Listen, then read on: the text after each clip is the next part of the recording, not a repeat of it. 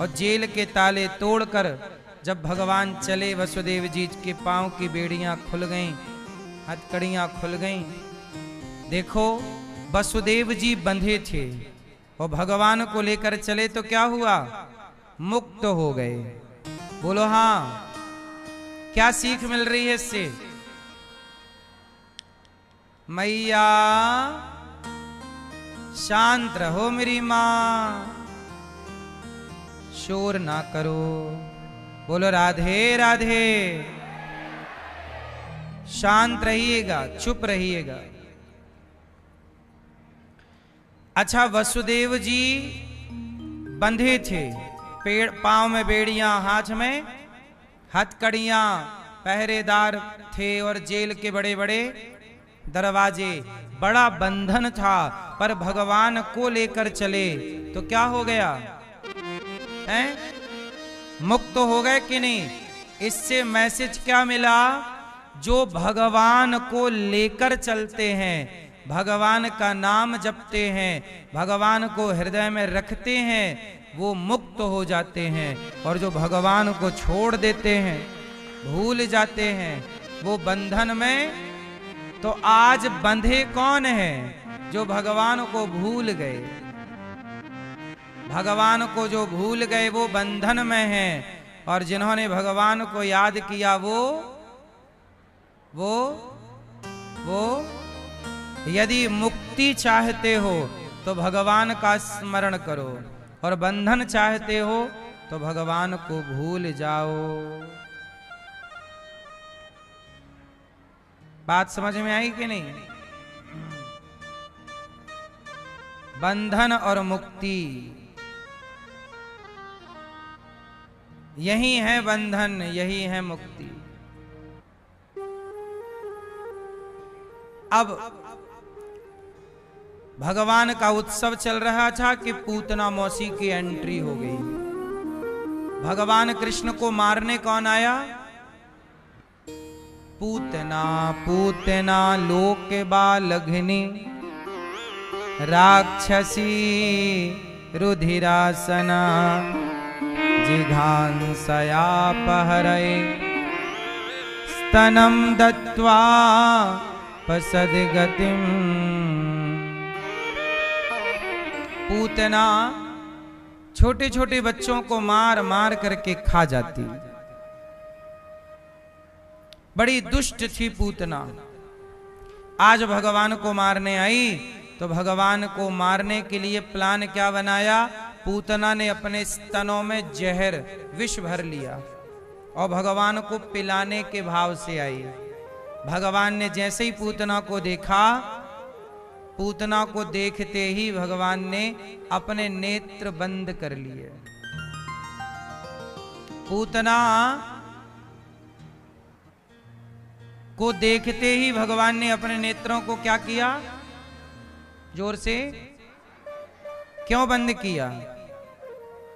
भगवान पूतना को देखे नहीं, मानो भगवान कहते हैं कि जो बाहर से बड़ी सुंदर है, बाहर से पूतना बड़ी सुंदर बन के आई, सुंदरी, पर भीतर क्या भरा था? पूतना के भीतर कपट है, छल है। कपट क्या? ऊपर से सुंदरी मां की तरह आई है, दूध पिलाने तो मां ही आती है ना, ऊपर से तो मां बनी है, पर भीतर से वो मारना चाहती है। अपने स्तनों में जहां मां बच्चे को दूध पिलाती है, वो जहर लगा के लाई है कि पिलाऊंगी, जहर जाएगा और बच्चा मर जाएगा। तो भगवान बोले इसके अंदर तो बड़ा कपट है। मां बनकर आई है दूध पिलाने और मारना चाहती है, मां बनकर के मारना चाहती है। भगवान बोले ना, ऐसे को हम नहीं देखते, मां बनकर के मारना चाहती है। जैसे कुछ स्त्रियां पूतना की तरह मां बनकर के मारना चाहें। अब आजकल देखो ना, कितनी माएं ऐसी भी समाज में देखी गई जिन्होंने अपने बच्चे को झाड़ियों में फेंक दिया। बोलो हाँ, बच्चा पैदा हो गया तो फेंक दिया झाड़ी में। झाड़ी में कितने बच्चे मिल जाते हैं, तो ये सब भगवान कहते हैं जो मां बन करके अपने बच्चे की दुश्मन है, ऐसों को मैं देखना नहीं पसंद करता। भगवान कहते हैं जो मां बनकर संतान को कष्ट देना चाहे, जो मित्र बनकर मित्र को कष्ट देना चाहे, मित्र के साथ छल, भाई के साथ छल, भाई बनकर भाई के साथ छल, भाई बनकर भाई के, दोस्त बनकर दोस्त के साथ कपट। आज लोग आपके बनकर, अपने बनकर ही तो कपट करते हैं।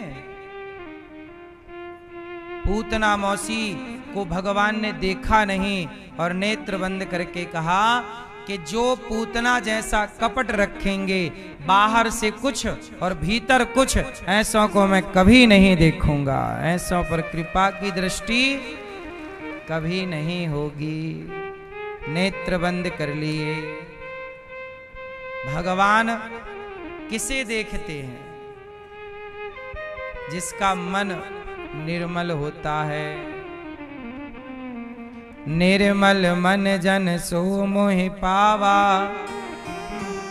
मोहि कपट छल छिद्र न भावा। भगवान किसे देखते हैं? जिसका मन कैसा? निर्मल। पूतना को भगवान ने, अच्छा पूतना उठाई कन्हैया को, दूध पिलाने लग गई। भगवान ने दूध पिया और जहर था थोड़ा, विष जहर पिया। अब पूतना के प्राण पी गए भगवान। और जैसे ही प्राण पीने लगे, पूतना चिल्लाई, बालक छोड़ छोड़। भगवान बोले मौसी जी, हमने तो पकड़ा ही नहीं था आपको, पहले आपने पकड़ा है। और हमारा नियम है कि जो भक्त हमें पकड़ लेगा एक बार, फिर हम उसे कभी नहीं छोड़ेंगे, इसलिए अब हम आपको नहीं छोड़ेंगे। अब भगवान पीने लगे प्राण, चिल्लाई पूतना छोड़ दो छोड़ दो छोड़ दो।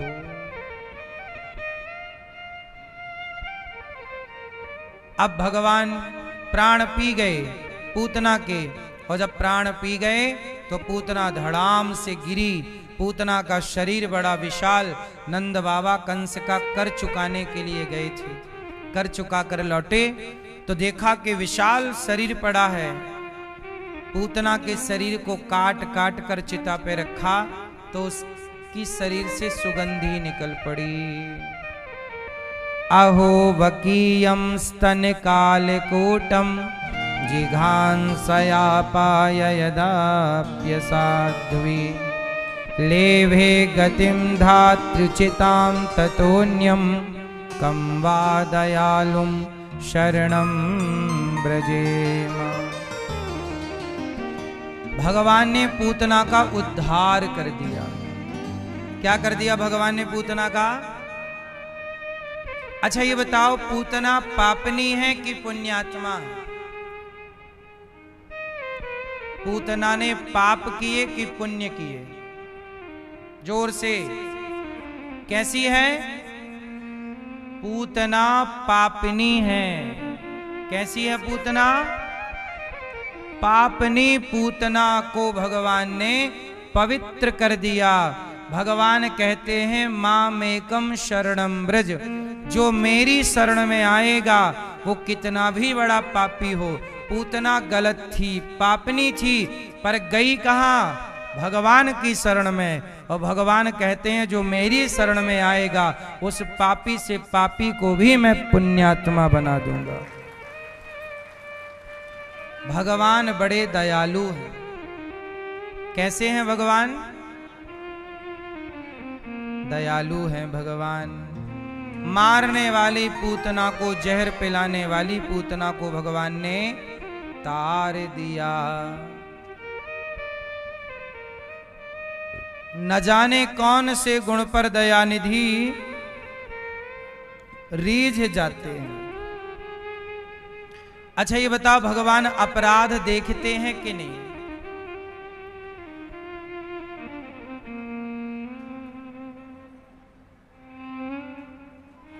है ना? भगवान भक्त का अपराध देखते हैं या नहीं? उत्तर दो। हैं? जोर से, जोर से। भगवान कभी अपने भक्त का अपराध नहीं देखते। तो फिर प्रश्न खड़ा हुआ कि अपराध देखता कौन है?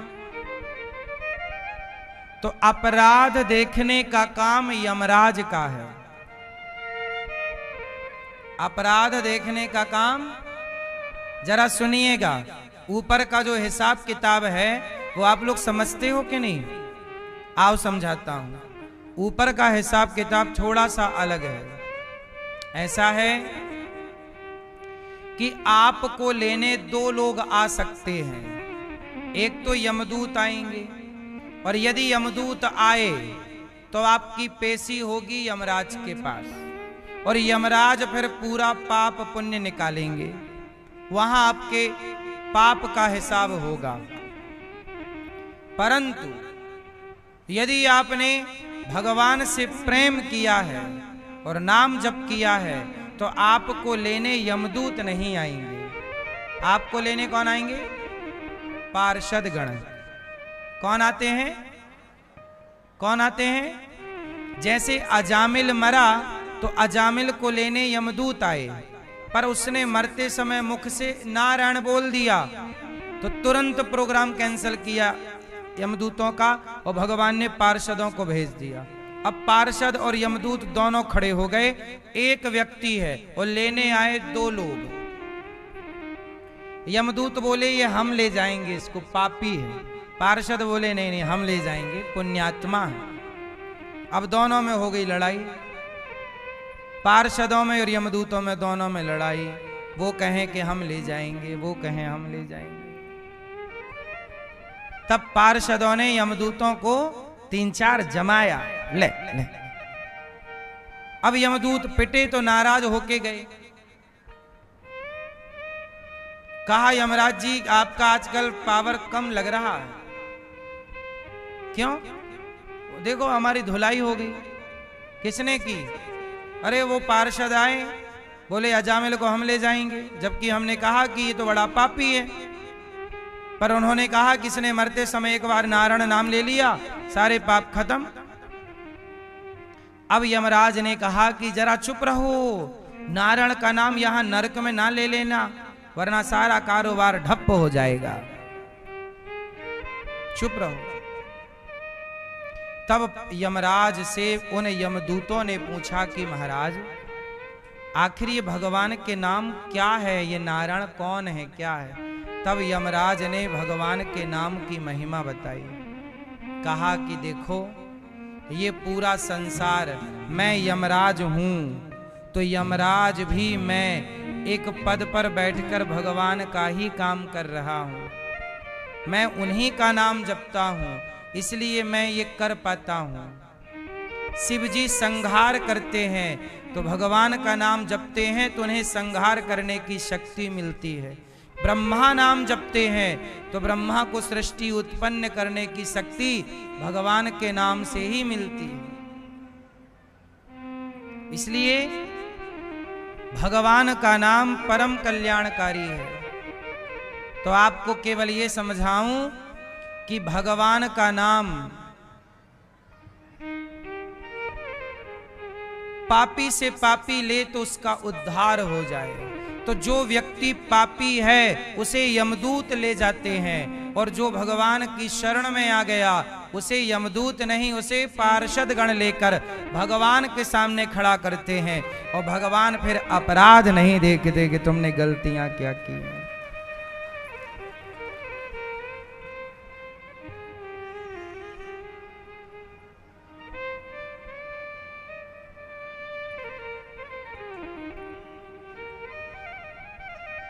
भगवान बड़े दयालु हैं मेरी माँ। इसलिए आपसे कहता हूं छोटा मोटा पुण्य करते रहना रोज। अजामिल जैसे पूतना जैसों का भगवान ने उद्धार कर दिया। बोलिए भक्त वत्सल भगवान की। इसके बाद भगवान बड़े हुए, थोड़ा करवट बदले, शकटासुर आया। अच्छा ये बताओ, आपके जीवन में संकट आते हैं कि नहीं? जोर से। अच्छा, जब संकट आते हैं तो आप क्या करते हैं? रोने लग जाते हैं, हिम्मत हार जाते हैं, परेशान हो जाते हैं। लेकिन आप जरा सोचो कि भगवान श्री कृष्ण, भगवान कृष्ण के अभी 6 महीने के भय हैं। 6 दिन के भय तो पूतना आ गई, 6 महीने के भय तो शकटासुर आया, तृणावर्त आया। जरा सोचिए, आपके जीवन में यदि संकट है तो भगवान के जीवन में तो तब से संकट आने शुरू हो गए जब 6 दिन के थे भगवान, और संकटों से लड़ते लड़ते पूरा जीवन चला गया भगवान का। बताओ, भगवान कृष्ण के जीवन में संकट कब नहीं आए? आप लोग जरा से संकटों में, जरा सा कष्ट आ जाए, जरा सी पीड़ा हो जाए, आप घबरा जाते हैं, हार जाते हैं। राम के जीवन में संकट था या नहीं? बोलो। फिर भगवान कृष्ण जन्म तो जेल में लिए, संकट देखिए ना। आपके जीवन में इतना संकट नहीं है, आपके जीवन में इतना कष्ट, इतनी विपत्ति नहीं है जितना कष्ट इन भक्तों के जीवन में, भगवान के भक्तों के। अच्छा बताओ, मीरा के जीवन में संकट था कि नहीं? उत्तर दो। आप लोग क्या चाहते हैं महाराज जी? हमारे जीवन में कोई कष्ट ना हो। अच्छा आप बताओ, कष्ट किसके जीवन में नहीं है? किसके जीवन में नहीं है? उत्तर दो, आप बताओ। हैं? जोर से। एक है जिसके जीवन में कोई कष्ट नहीं है, आप बताओ वो कौन है जिसके जीवन में कोई कष्ट नहीं, कोई संकट नहीं, कोई विपत्ति नहीं? आप बताओ। सुनो मैया, सुनो मेरी मां, एक ऐसा है जिसके जीवन में कोई संकट नहीं, और वो कौन है जानते हो? वो है मुर्दा। मुर्दा के जीवन में कोई कष्ट नहीं, कोई संकट नहीं, कोई विपत्ति नहीं। मुर्दे के जीवन में क्या? बोलो हाँ या ना? जब तक जीवन है तब तक संकट रहेगा। इन्हीं संकटों के बीच में रहकर आपको प्रभु को याद करना है, और इन्हीं संकटों के बीच में रहकर आपको अपनी ईमानदारी से, धर्म से अपने कर्तव्य पूरे करने हैं। संकट नहीं होंगे जिस दिन, उस दिन आप मुर्दे हो जाओगे, क्योंकि मुर्दे के जीवन में क्या संकट? बोलो हाँ, पड़ा है।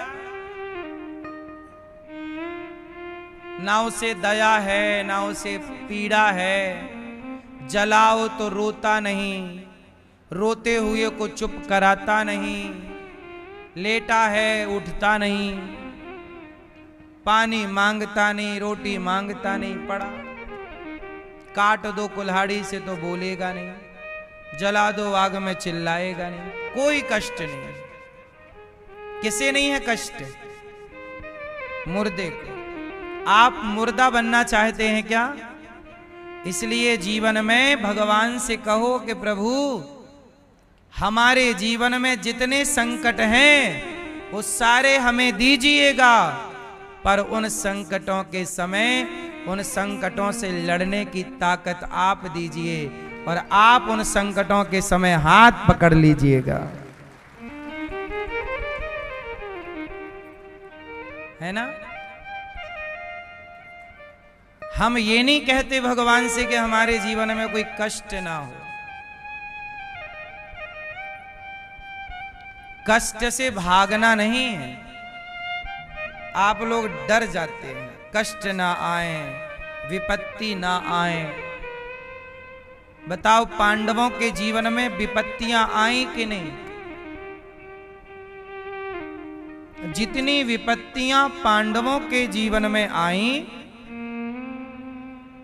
मुझे नहीं लगता कि आपके 4-6 जन्म के जीवन का कष्ट मिलाया जाए, 50 जन्म का कष्ट मिलाया जाए तो भी इतना कष्ट आपको मिला होगा जितना पांडवों को एक जन्म में कष्ट मिला, जितना राम जी को एक जन्म में कष्ट मिला। आपको 50 जन्म में भी इतना जोड़ दिया जाए, पूरा प्लस कर दिया जाए, तो भी आपके जीवन में इतना कष्ट क्यों? ये सही है कि गलत है? बोलो मेरी मां। इसका मतलब ये हुआ कि जीवन में कभी परेशान नहीं होना चाहिए। हर समय भगवान को याद करते हुए, ईमानदारी से अपना कार्य करते हुए भगवान को याद रखना चाहिए। और विपत्ति आए, संकट आए तो घबराओ ना, एक कदम और भगवान के करीब चले जाओ, एक कदम और भगवान के पास हो जाओ। संकट हमें ईश्वर से जोड़ता है और सुख भगवान से हमें दूर करता है। शकटासुराया शकटासुर को मारा, तृणावर्ताया तृणावर्त को मारा। अब गर्गाचार्य जी आए। गर्गः पुरोहितो राजन यदूनाम सुमहातपाः ब्रजं जगाम नंदस्य वसुदेव प्रचोदितः। गर्गाचार्य जी आए और भगवान कृष्ण का नामकरण संस्कार हुआ। हमारे सनातन धर्म में कितने संस्कार होते हैं? 16। उनमें एक नामकरण संस्कार है। भगवान कृष्ण का नाम क्या रखा? क्या नाम रखा? क्या नाम रखा? भगवान कृष्ण का नाम है, भगवान के अनंत नाम है। कितने नाम हैं? अनेक रूप रूपाय विष्णवे प्रभु विष्णवे। कितने नाम हैं? अनेक नाम। उन अनेक नामों में यशोदा के लाला का नाम रखा है गर्गाचार्य जी ने कृष्ण, और रोहिणी के पुत्र का नाम रखा है राम, पर बल अधिक होने से उनका नाम पड़ा बलराम। बोलिए बलदाऊ भैया की जय, कृष्ण कन्हैया लाल की जय। अब भगवान बड़े हो गए और लीला चालू कर दी भगवान ने। भगवान लीला पुरुषोत्तम है, राम जी मर्यादा पुरुषोत्तम है। राम जी क्या है? मैया राम जी क्या है? राम जी मर्यादा पुरुषो। पीछे आवाज आ रही है कि नहीं आ रही है? तो फिर ध्यान से सुनो। ये बच्चे काहे खड़े हो रहे हैं बार बार? ये छोरा शांत बैठो बेटा, शांति से बैठो। कथा में बार बार उठना बैठना ना करो, जहां जगह मिल जाए वहीं बैठ जाओ। सुनो, राम जी कौन है? मर्यादा पुरुषोत्तम। और कृष्ण जी कौन है? लीला पुरुषोत्तम। राम जी मर्यादा का आचरण किए हैं और कृष्ण जी लीला का आचरण किए हैं। राम जी ने जो अच्छा, राम जी ने कहा कम है, किया ज्यादा है? नहीं किया। राम जी ने कर करके सब कुछ बताया है। माँ बाप की आज्ञा ऐसे माननी है, मर्यादा भाई के साथ कैसा व्यवहार करना है, सब कुछ बताया राम जी ने। अच्छा, भगवान कृष्ण ने गीता सुनाई, कृष्ण ने कह करके बताया, बोलो हाँ। और राम जी ने करके बताया। ध्यान से सुनो, कृष्ण जी ने जोर से कह करके बताया भगवत गीता में, और राम जी ने करके बताया। करके और कहकर दोनों में थोड़ा सा अंतर है।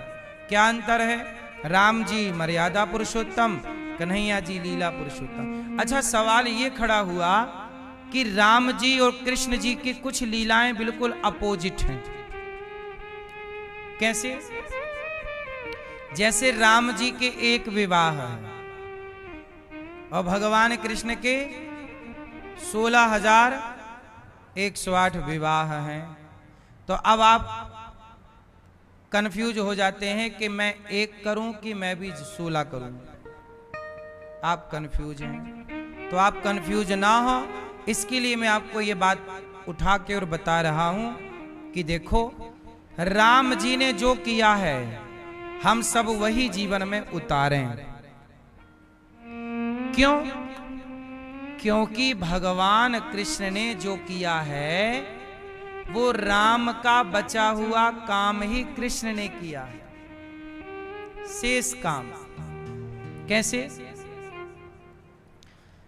अब देखो, एक ही राम सब कुछ नहीं कर सकते थे। अब उदाहरण से समझो, जैसे मीराबाई है, मीराबाई ने भगवान को किस भाव से भजा? उत्तर दो जोर से, थोड़ा जोर लगा के। मीराबाई ने कृष्ण को क्या माना? क्या बोला? जोर से। है सखी? काहे नहीं बोल रही हो अच्छे से? मेरी मां पति।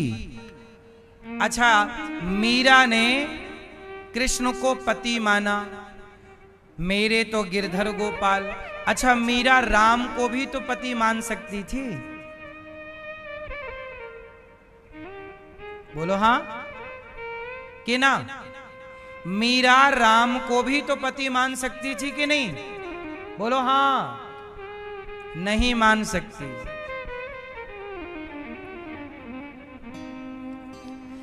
आपने भी बहुत महिलाओं को सुना होगा कि मैं कृष्ण को अपना पति मानती हूं, लेकिन आपने ये ना सुना होगा कि कोई ये कहे कि मैं राम को अपना पति मानती हूं। सही है गलत है? क्यों? मीरा जैसी स्त्रियां जो कृष्ण से प्रेम करती हैं और भाव पति का रखती हैं, वो केवल मीरा नहीं, मीरा जैसी आप भी हो सकती हैं। मीरा जैसे कोई आपके अगल बगल में कोई बहन बेटी कृष्ण के प्रति पति का भाव रखने वाली बहन बेटी हो सकती है। अच्छा, एक बात बताओ, जब मीरा ने कृष्ण को पति भाव से भजा तो भगवान मीरा को पति के ही रूप में मिलेंगे या भाई के रूप में मिल जाएंगे? बोलो। जाकी रही भावना, तो जब आप पति के रूप में भजोगे तो पति के रूप में ही मिलेंगे। और एक बात और समझ लो, आप राम को भी पति के रूप में भजेंगे तो राम भी आपको या कृष्ण बनकर मिलेंगे या कोई और अवतार लेकर के मिलेंगे। राम के रूप में आपको राम पति के रूप में नहीं मिलेंगे।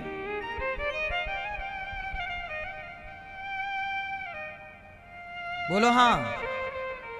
तो आप लोगों से मैं एक सवाल करता हूं कि सतयुग में, त्रेता में, द्वापर में और इस कलयुग में जो स्त्री मीरा जैसे कृष्ण को पति रूप में प्यार करती हैं, अब बताओ कृष्ण को उन्हें पति के रूप में मिलना चाहिए या नहीं? उत्तर दो, उत्तर दो, बोलो। मिलना चाहिए कि नहीं? भाई मीरा को कृष्ण पति रूप में मिलने चाहिए कि नहीं? जोर से। हाँ, तो ऐसी मीरा जैसी तमाम स्त्रियों को भगवान अपने द्वापर की लीला में सबको एक साथ जन्म देकर और अपनी पत्नी बना लेते हैं और एक साथ विवाह करते हैं। और वही कृष्ण 16,108 विवाह, ये युगों युगों की वही स्त्रियां थीं जो प्रभु को पति रूप में भजती थी। तो भगवान को ये भी करना पड़ता, भक्ति की ये कामना है तो पूरी कौन करे? बोलो हाँ। तो इसलिए भगवान राम एक पत्नी के साथ रह गए, पर भगवान कृष्ण नहीं रह सकते थे। क्यों? क्योंकि भगवान को अपने भक्तों के वरदान को, उनकी इच्छाओं को पूरा करना रहता है। अब मीरा की इच्छा पूरी करना भगवान का धर्म है, क्योंकि उसने भजा ही पति के भाव से। तो उसे भाई की तरह तो मिल नहीं सकते, पिता की तरह तो मिल नहीं सकते, उसे पति भाव से ही भजा, जाकी रही भावना जैसी। अब राम के बारे में दो आप कथा सुनो, छोटी छोटी। राम को दो लोगों ने सीता मां के अतिरिक्त पति के रूप में चाहा।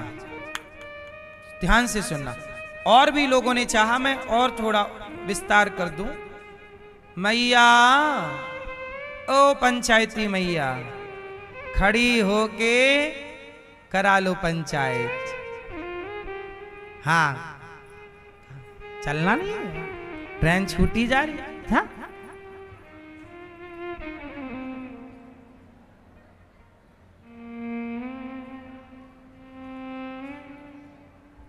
सुनो,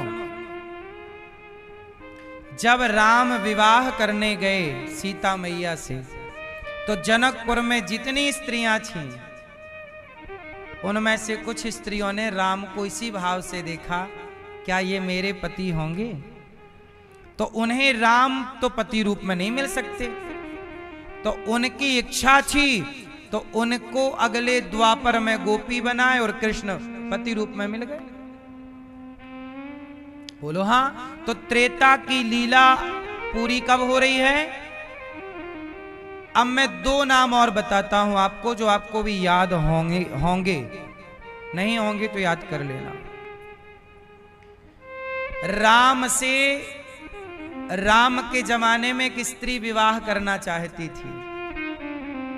एक को तो आप जानते हो, क्या नाम है? हैं? सूपनखा। बोलो हाँ। तो अब सूपनखा से तो राम विवाह कर नहीं सकते, लेकिन उसकी इच्छा है, तो भगवान इच्छा भी अधूरी नहीं छोड़ते भक्त की। तो वही सूपनखा अगले जन्म में कुब्जा बनी। हाँ, कुब्जा। और भगवान ने कुब्जा पर कृपा की। एक तो ये छोटी सी बात। अब एक बड़ी बात सुनो। भगवान राम से एक स्त्री और विवाह करना चाहती थी। आप बता सकते हैं वो कौन थी? सूपनखा के अतिरिक्त राम जी से एक स्त्री और विवाह करना चाहती थी। बताओ कौन? कौन? सुनो, वैष्णव मैया, वैष्णव देवी। जो आप वैष्णव देवी दर्शन करते हो ना, वैष्णव मैया, वैष्णव मैया त्रेता में राम से विवाह करना चाहती थी और इन्होंने तपस्या भी की और राम गए भी इनके पास। कहा कि वरदान क्या है? बोले आप पति के रूप में हमें मिल जाओ। तो भगवान बोले ठीक है, हम वनवास से लौट के आएंगे, यदि आप हमें पहचान लोगी तो हम आपके पति हो जाएंगे। अर्थात आपसे विवाह करेंगे। अब राम 14 वर्ष बाद जब उनके पास लौटे तो भगवान को वो नहीं पहचान पाई और बाद में बोली कि प्रभु आपकी मर्जी के बिना आपको कौन जानेगा, क्षमा कीजिए, मेरे से विवाह कर लीजिए। भगवान राम बोले कि देखो मैं मर्यादा पुरुषोत्तम हूं, मेरा एक विवाह सीता से हो गया है और मैं मर्यादा पुरुषोत्तम ही रहूंगा। मैं अगले जन्म में, अगला कलयुग में मैं कल्कि अवतार लूंगा, तब मैं आपसे विवाह करूंगा, तब तक आप जाओ वहां तपस्या करो। तो आज भी वैष्णवी मैया, वैष्णव देवी वहां कटरा में मां भगवती क्या कर रही हैं? तपस्या कर रही हैं राम को पति के रूप में पाने के लिए। तो राम के रूप में तो ना मिलेंगे, पर राम ही उन्हें कल्कि अवतार के रूप में प्राप्त होंगे। तो कल्कि भगवान का विवाह किससे होगा? वैष्णवी मैया से, वैष्णव देवी। ये एक बात है। कुल मिला के कथाएं आप पूरा कथा नहीं समझते, पूरी बात नहीं समझते, इसलिए आप लोगों को संदेह होता है। हम लोगों को तो कोई संदेह नहीं होता, क्योंकि हमें शास्त्रों से, गुरु कृपा से ये पता है कि इसके पीछे भगवान की एक लीला है। अब कई लोग कहते हैं भगवान कृष्ण ने इतने ब्याह क्यों किए, इतने ब्याह। अरे भाई ना करें तो फिर भगवान जो वचन दे चुके हैं, अब बहुत स्त्री, आज आप ही बैठ जाओ हमें पति रूप में आप चाहिए, तो भगवान थोड़ी मना कर सकते हैं। भगवान का धर्म है वरदान देना, भगवान का धर्म है अपने भक्त का वरदान, उनकी इच्छा की पूर्ति करना। अब इच्छा कैसी भी हो, अब कोई कहे मुझे आपको अब बहन बनना है तो आओ द्रौपदी के रूप में, माँ बनना है आओ यशोदा के रूप में, मित्र बनना है आओ अर्जुन के रूप में, पति पत्नी बनना है आओ गोपियों के रूप में। इसलिए भगवान लीला पुरुषोत्तम है कृष्ण। तो भगवान राम थोड़ा गंभीर हैं और भगवान कृष्ण थोड़े से चंचल हैं। वत्सान मुंचन क्वचित समय क्रौश संजात हासः स्तेयं स्वादवत्यथ दधिपयः कल्पितैः स्तेययो गई। भगवान थोड़ा बड़े भये और गोपियों के बीच में मैया के घर में प्रेम से मटकी से मक्खन निकाल निकाल के खाने लग गए, बाल चरित्र करने लग गए, बाल लीला करने लग गए। भगवान बड़े नटखट हैं। सखियां ढूंढ रही हैं कन्हैया कहाँ हो, और कन्हैया को गोपियां जंगल में ढूंढ रही हैं, बगीचे में ढूंढ रही हैं, और कन्हैया उन्हीं के घर में घुस के मक्खन खा रहे हैं उनका। ग्वालों को ले जाते हैं, कभी इसके घर कभी उसके घर, कभी उसके घर जा जा करके भगवान अनेक लीलाएं करते हैं। भगवान सूरदास जी कह रहे हैं कि एक दिन भगवान यमुना के तट पर गए और यमुना जी में स्नान कर रहे हैं। भगवान बालू पे लौट रहे हैं और वहीं बैठकर ग्वालों से बोले, सुनो तुम्हारे घर में कितना मक्खन होता है? मन सुखा बोला, हमारे घर में तो बहुत मक्खन होता है, तुम लाए नहीं। अरे बोले मैया लाने थोड़ी देती है, सारा मक्खन ले जाके बाजार में बेच देती है। तो ऐसा करो कि देखो अपन लोग कितनी मेहनत करते हैं और मक्खन सारा बेच देती है मैया, चलो अपन मक्खन खा लिया करेंगे। कैसे खाएंगे मैया, ऊपर रखती है मक्खन। चलो तो अब ग्वालों को ले गए, खिड़की से घुसाया, ग्वालों का गोला बनाया और मटकी पकड़ के भगवान खड़े हो गए, ग्वालों के कंधे पे पांव रख के, और लौंदा बना बना के मक्खन का, कभी मनसुखा को, श्री दामा को, मंगल को इत्यादि सखाओं को बांट बांट के भगवान खाते खिलाते और आनंद से ग्वाल वालों को परम सुख देते। एक कन्हैया की लीला ने कितने लोगों को सुख दिया। ग्वालों के संग खेलते तो गालों को सुख, गोपियां उस लीला को, चोरी की लीला को देखती पकड़ती तो गोपियों को सुख, मैया की गोद में रहते तो मैया को सुख। और आज हम उनकी इन लीलाओं को सुन और सुना रहे हैं तो हमें और आपको परम सुख। भगवान की लीलाएं युगों युगों के लिए होती हैं। बात समझ में आई कि नहीं? भगवान की लीलाएं युगों युगों के लिए होती हैं, दिव्य लीला करते हैं भगवान। एक दिन क्या हुआ कि बछड़ों को खूंटे से खोल दिया। गोपियां शिकायत करने आ गई, मैया ओ यशोदा क्या हुआ, देख तेरे लाला ने हमारे बछड़ों को खूंटे से खोल दिया। वत्सान मुंचन क्वचिद समय, बछड़ों को खोल दिया, सारा दूध पी लिया बछड़ों ने। तो बोला कि अच्छा दूध पी लिया तो तुम जाके गैया दोह लो। ना मैया, ऐसे समय में खोलता है जब गाय दोहने का समय नहीं होता।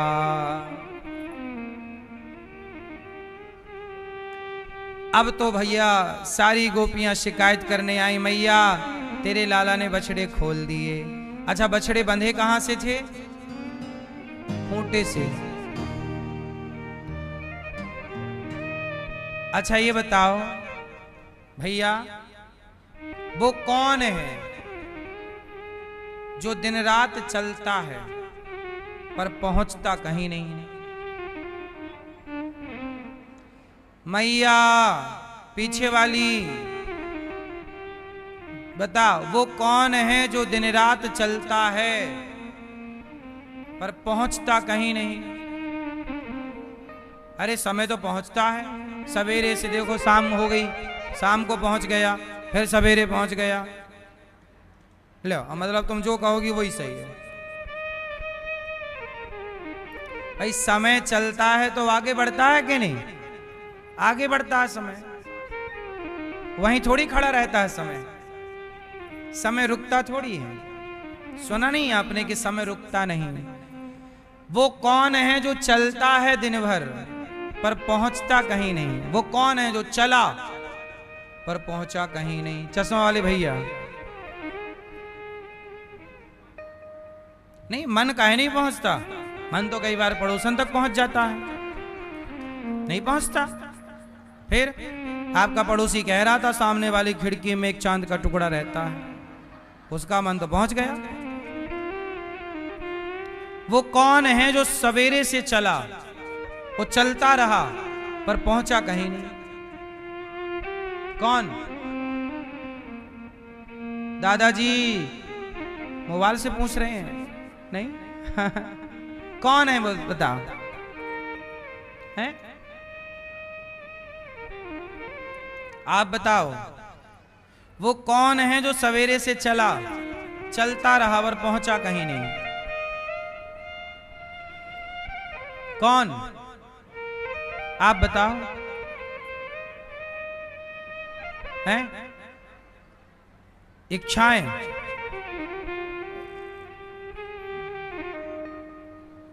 कौन है वो? पीछे वाली मैया बताओ।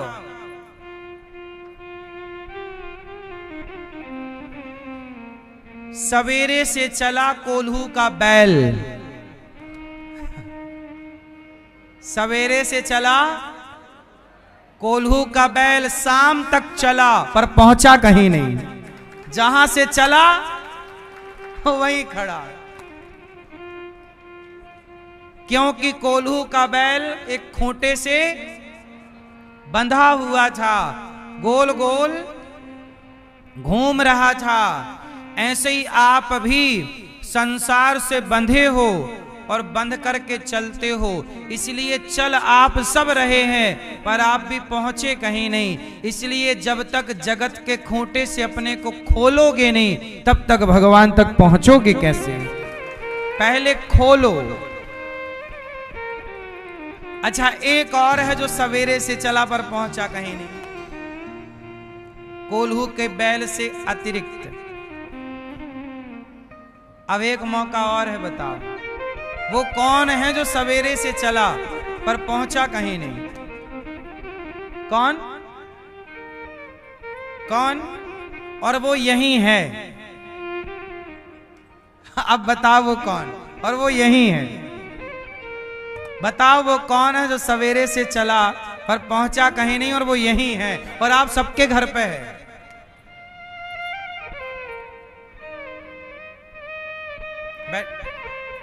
सुनो, वो है पंखा। सवेरे से चल रहा है पर पहुंचा कहीं नहीं।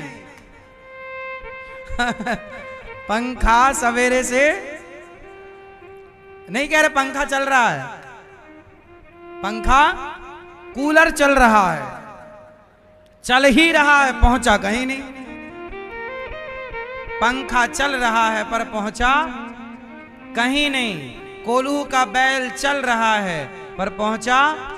कुछ लोग ऐसे ही हैं कि जिंदगी भर चले पर पहुंचे नहीं, तो चलने से फायदा क्या? ऐसे चलो कि लक्ष्य तक पहुंचो। इसलिए कहते हैं अपना लक्ष्य भगवान को बनाओ और ऐसे चलो कि ईश्वर तक, और चले सारी जिंदगी को। आपके पूर्वज, कुछ लोगों के पूर्वज चले, कोई मुक्ति तक पहुंच गया, मोक्ष तक पहुंचा, तो कोई पहुंचा ही नहीं। अब आप लोग बताओ कि आप लोग भी चल रहे हो, मरने से पहले तक पहुंच जाओगे कि बिना पहुंचे ही तय हो जाओगे?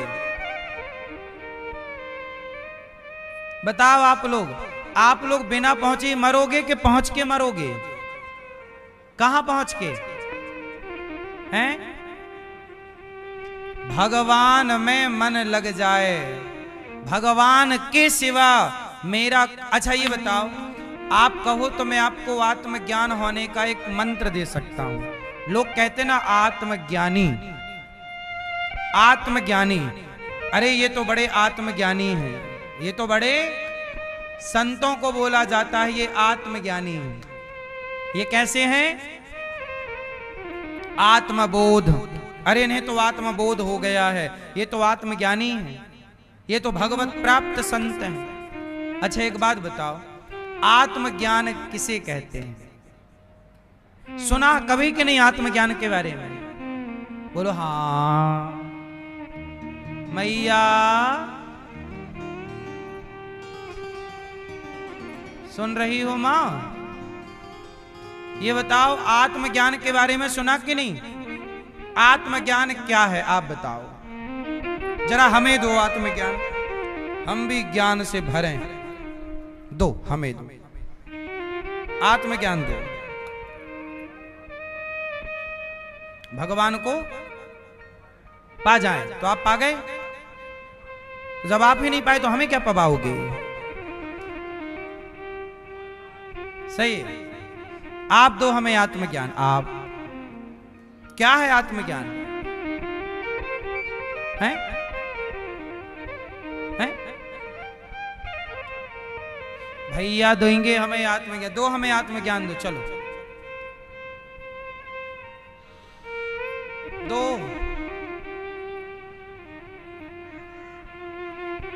आओ मैया दो, दिखाओ।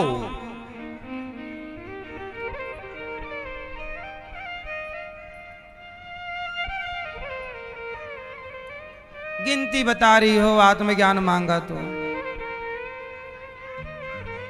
चलो अब आप सुनो। हाँ मैया, आपका ज्ञान स्वीकार है, बैठो। वाह, हमारा ही बैल हमें पहना दिया मैया ने। बैठो मेरी माँ, तुम तो सीरियस हो गई। बैठ जाओ। आत्मज्ञान। अब मैया कैसा चिल्ला चिल्ला के देखो जरा, मैया सीरियस हो गई बेचारी। सुनो, आत्मज्ञान किसे कहते हैं? सुनो, अब सुन लो मेरी मां,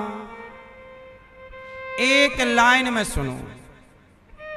आत्मज्ञान कोई आपसे पूछे तो एक लाइन का है, और केवल ये लाइन सुनने के बाद फिर इस पे हम मंथन करेंगे। एक लाइन का आत्मज्ञान है, आप इतनी बात जान लो कि भगवान के सिवा मेरे तो गिरधर गोपाल दूसरो ना, भगवान के सिवा मेरा कोई नहीं है इस संसार में। ये जान लेने वाला और ये मान लेने वाला व्यक्ति आत्मज्ञानी है। जो ये मान ले कि भगवान के सिवा मेरा, ईश्वर के सिवा मेरा, यही आत्मज्ञान है। अब हम लोग पूरी जिंदगी में ये नहीं मान पाते कि हमारे भगवान हैं, इनके सिवा हमारा। हम लोग कहते हैं तुम भी हमारे हो, तुम भी हमारे हो, ये भी हमारा, ये भी हमारा, ये भी। हम सबको अपना मान लेते हैं, लेकिन मीराबाई ने किसी को अपना, मेरे तो यही है। इतनी सी बात आपके समझ में आ जाए और इसी बात को आप जीवन में उतार लो कि भगवान के सिवा मेरा, जो ये मान लेगा कि ईश्वर के सिवा मेरा कोई नहीं है, मुझे लगता है वही सबसे बड़ा आत्मज्ञानी है, वही भगवान को पाएगा। यही ईश्वर को पाने का मूल मंत्र है। बोलो हाँ या ना। तो एक लाइन का हुआ कि नहीं ज्ञान? अब आप बताओ कि आज से आप भगवान के सिवा किसी को अपना मानोगे? संसार के साथ वैसा व्यवहार करो जैसा व्यवहार काम वाली बाई आपके साथ करती है। काम वाली बाई को भी गुरु मानना चाहिए। कैसे? देखो, जैसे काम वाली बाई आपके बच्चे को नहला देती है, उसके मालिश करती है, उसका तेल मालिश पूरा एक माँ की तरह निभाती है पूरे फर्ज। पर एक बात बताओ, क्या वो काम वाली बाई क्या आपके बेटे को क्या अपना बेटा मानती है? काम पूरे करेगी, जिम्मेदारी पूरी निभाएगी, पर वो अपना मानेगी नहीं। वो ये मानेगी कि मेरा बेटा तो घर पे है। वो काम पूरा करेगी आपके घर का, लेकिन आपके घर को अपना नहीं मानेगी। ऐसे ही काम करते हुए, जैसे काम वाली बाई आपके काम करते हुए वो आपकी वस्तु को अपना नहीं मानती, ऐसे जगत में काम करते हुए जगत की किसी वस्तु को अपना मत मानो, क्योंकि यह हर वस्तु भगवान की है। और हम इस संसार में केवल काम वाली बाई की तरह, काम वाले नौकर की तरह हम और आप ईश्वर के नौकर हैं। हम सबके मालिक कौन है? भगवान। और हम सब भगवान के कौन हैं? नौकर। तो जो व्यक्ति अपने को नौकर की तरह रखे और ईश्वर को क्या मान ले? मालिक।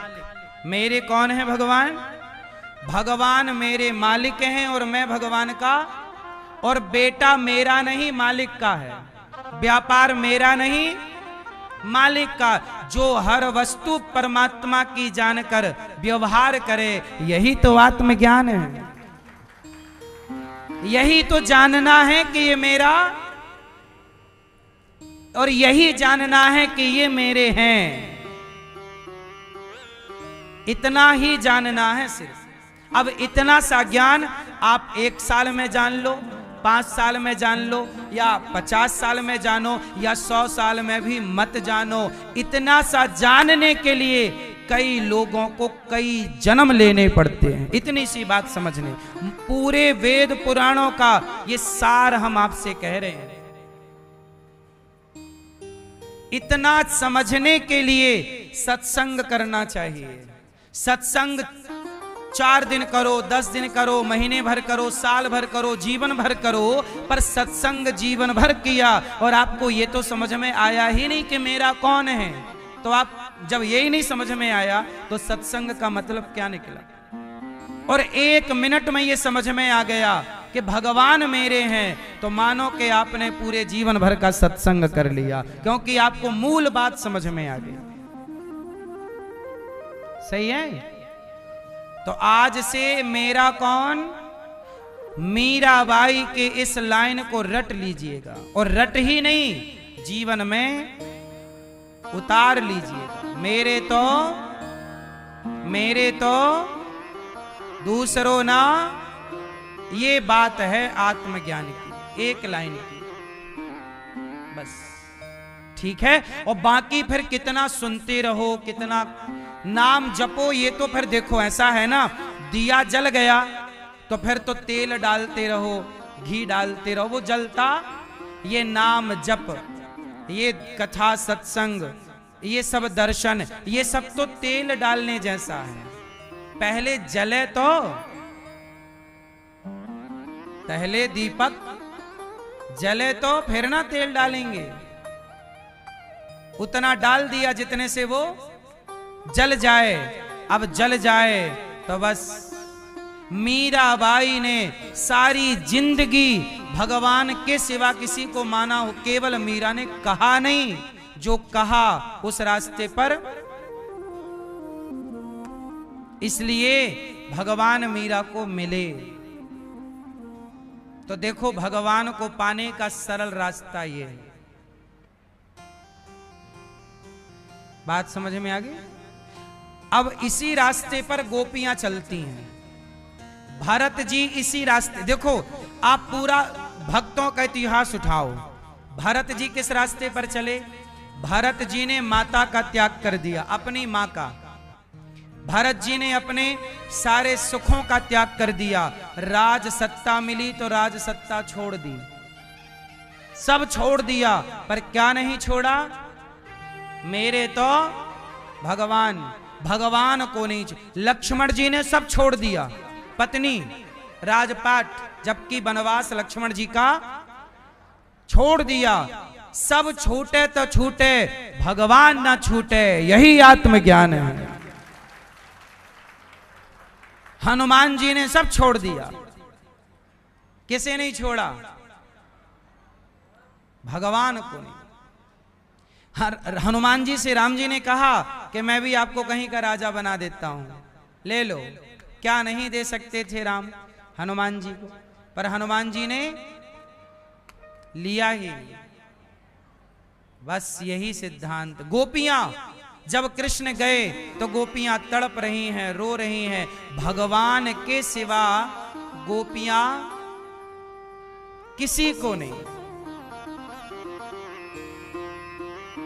भगवान के सिवा गोपियां किसी 100 साल तक रोती रहीं, पर भगवान के अतिरिक्त उन्होंने मन किसी और में। यही है, इसलिए उन प्रेमी गोपियों के पास उद्धव जैसे ज्ञानी गए और गोपियों की चरण रज में लौट करके आ गए। उस ज्ञान के आगे उद्धव का ज्ञान टिका कहां? यही है आत्मज्ञान, यही है आत्मबोध। ये कौन सा है मेरी माँ? क्या है ये? आत्मबोध। आज गोपियां भगवान को पकड़ने के लिए शिकायत करने गई। मैया तेरे लाला ने आज चोरी करी। मैया पकड़ के, क्यों रे लाला? तो चोरी करोगे सीख गए हो? तेने कहाँ चोरी करी? चल बता। सखी बोली मैया मेरे घर में आए वो सबरो मक्खन खा जाए, तू ही बता सबरो मक्खन खा जाए।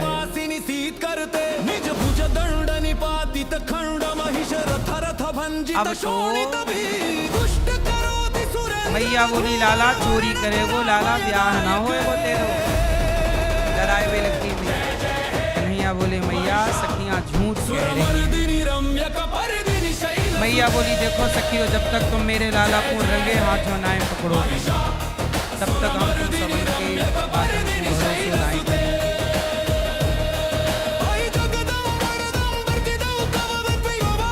अच्छा भगवान वीना चोरी करने में माहिर है। एक बार इन्होंने एक भक्त को पिटवा दिया था। भगवान वीना कई बार अपने भक्तों को पिटवाते वगैरह भी रहते। एक माधव दास नाम के भक्त थे। क्या नाम था? और वो रहते थे जगन्नाथ जी, और जगन्नाथ जी से बड़ा प्यार करते। अब क्या हुआ कि कटहल का सीजन आया। मैया ओ मैया बड़ी बड़ी हो गई, पूरे कपड़े लगते। अब मैया का बोरिया बिस्तर तैयार।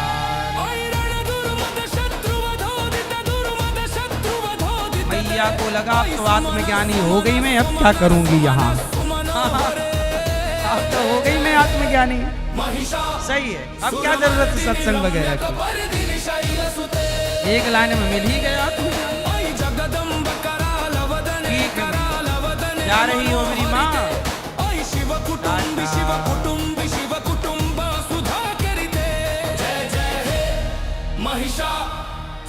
सुनो एक बार क्या हुआ, कटहल का सीजन आया। कटहल समझते हो ना, वो कटहल पक गए। अच्छा कुछ जगह कटहल की सब्जी खाते हैं, सब जगह खाते हैं, लेकिन कुछ जगह पका हुआ कटहल खाने की भी परंपरा है। कटहल पक जाता है ना, तो पका हुआ कटहल मीठा लगता है, तो वो भी फल की तरह खाया जाता है। जैसे बिहार है, यूपी है और उड़ीसा तरफ ये सब खाने की परंपरा है। तो जगन्नाथ भगवान कटहल, एक वहाँ के राजा थे, राजा का एक बगीचा था कटहल का। तो कटहल के बगीचे में कटहल लगभग सीजन आ गया, पक गए। और जब पके तो जगन्नाथ जी ने माधवराज जी कहा, माधवराज जी कटहल महक रहे, बहुत खुशबू आ रही है, चलो कटहल खाते हैं। तो माधवदास जी बोले कि अच्छा कल आपको कटहल की सब्जी का कटहल लाएंगे और भोग लगाएंगे आपको, कल कटहल का भोग लगेगा आपको। भगवान बोले ऐसे थोड़ी भोग लगाना है, राजा के बगीचे में चलो अपन दो जन घुसते। माधवदास जी बोले प्रभु हम हो गए हैं बुढ़े, यदि हम पकड़े गए तो हमें तो मार लगे, आप तो भाग जाओ। और चोरी से क्यों खाना है राजा? अच्छा माधवदास जी का चेला राजा था, माधवदास जी उस राजा के गुरु थे। बोले मैं अपने चेला को बोल दूंगा कि भाई हमारे भगवान जी को कटहल खाना है, तो आपके लिए जितने चाहिए आपको आ जाएंगे कल। भगवान बोले नहीं, आज रात का ही प्लान करो। जगन्नाथ जी माधवदास जी बोले चलो। अब माधवदास जी और जगन्नाथ जी दो ही जने चले, दोनों लोग चले और वहाँ बगीचे में कटहल लगे थे। तो वहाँ पर द्वारपाल भी थे, मतलब कटहल की रखवाली, बगीचा बड़ा था तो द्वार पे द्वारपाल थे, कोई तो भगवान बोले पीछे के रास्ते बारी बारी लगी थी, कांटे बाटों को हटाया। माधवदास जी रास्ता साफ करते जा रहे हैं, भगवान घुसते जा रहे हैं। अब एक बगीचे में घुसे, एक पेड़ पर बढ़िया कटहल लगे पके। भगवान बोले ऐसा है माधवदास जी आप चढ़ जाओ पेड़ पर, मैं नीचे खड़ा, मैं नीचे से पकड़ता था, आप वो तोड़ तोड़ के जरा दे। अब जगन्नाथ जी नीचे खड़े हैं, भगवान जी को माधवदास जी से चढ़ा दिया पेड़ पर। और ये सच्ची घटना, ये भक्तमाल में पूरी कथा है, हमको यहाँ से नहीं सुना रहे हैं, ये घटी घटना जो भगवान अपने भक्तों के साथ लीला रचते हैं ना, उसकी घटना है। तो माधव दास जी खड़े हैं नीचे, अब भगवान खड़े हैं नीचे, माधव दास जी चढ़ गए भीड़ पर। अब कटहल तोड़ कर दिया, भगवान तो वहीं कटहल तोड़ कर खाने लगे। हाँ बाबा बड़ा मीठा है, वो बगल वाला और अच्छा होगा। हाँ बाबा वो बगल वाला। माधव दास जी बोले प्रभु चिल्लाओ मत, अपन चोरी से घुसे हैं, चोरी से। चिल्लाओगे तो बगीचे का रखवाला आ जाएगा। भगवान बोले कोई बात नहीं, भगवान और चिल्ला कोई बात नहीं, आने दो, आप दो। हम माधव दास जी बोले पिटवाएंगे आप। अब भैया बगल वाला कटहल तोड़ कर दिया, भगवान उसे भी खाए और अपने ऐसे उसमें पल्लू में रखे, दुपट्टे में 2-3 कटहल रख लिए। और भगवान बोले हाँ माधव दास जी थोड़ा और ऊपर चढ़ो, ऊपर वाला लगा है पका हुआ, वो और अच्छा महक रहा है। अब माधव दास जी को और ऊपर चढ़ा दिया, वो चिल्ला रहे हैं और ऊपर वाला। अब तो वो सुन लिया कि भाई धम धम की आवाज आ रही है, वो चिल्ला रहा, बगीचे में की घुसा, चोरी हो रही। अब सेना जो वहां के सुरक्षा कर्मी थे दौड़े, और जब दौड़े तो जगन्नाथ जी भाग गए।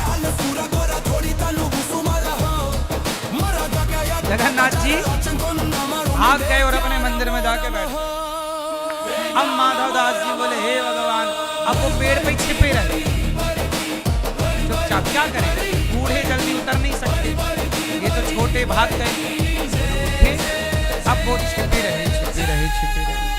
अब देखा तो वहां कटहल पड़े, खाए है ना वहीं पे कटहल पड़े।